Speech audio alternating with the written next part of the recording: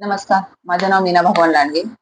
11 तारखेला जे उपोषण होणार होतं, ते काही कारणास्तव स्थगित केलं. कारण काय ते मी तुम्हाला सविस्तर सांगते. सिटीलिंक बस सेवेअंतर्गत सिटी लाईफलाईन ट्रॅव्हल लिमिटेड मार्फत सिटीलिंक बस सेवेमध्ये चालक म्हणून कार्यरत असणाऱ्या श्रीमती मीना भगवान लांडगे दिनांक 11 ऑगस्ट 2025 पासून नाशिक रोड डेपो येथे आमरण उपोषणास बसणार होत्या.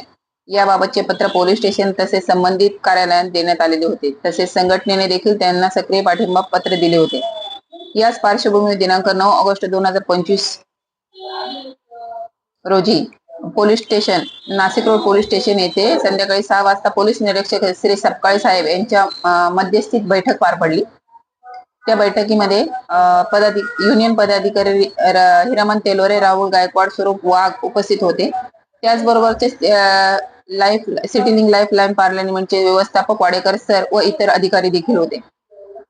सदर बैठकीत जी चर्चा झाली त्यानुसार नाशिक रोड डेपोचे प्रोजेक्ट हेड श्री गिरीश सांगवीकर यांच्यासोबत व्यवस्थापक वाडेकर यांनी संवाद साधला असता 8 दिवसाची सकारात्मक मार्ग काढून असे सांगितले. यावर काही रोड पोलीस स्टेशनचे पोलीस निरीक्षक सपकाळे साहेब यांनी 8 दिवस व्यवस्थापकांना वेळ देऊन सहकार्य करावे असे सुचवले. माननीय पोलीस निरीक्षक साहेब यांच्या सल्ल्याला मान ठेवून मी मीना भगवान लांडगे संघटनेसोबत चर्चा करून दिनांक 17 ऑगस्ट 2000 रोजी पर्यंत उपोषण स्थगित करण्याचा निर्णय घेतला आहे.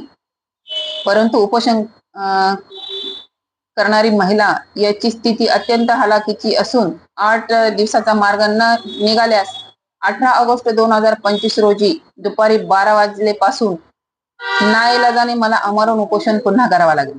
कारण आजचं स्थगित केलंय तर पुढचं स्थगित करणार नाही. आंदोलन सुरूच करावं लागेल मला. अशी वेळ येऊ नये ही नम्र विनंती आहे. कृपया या गोष्टीची नोंद ठेवा.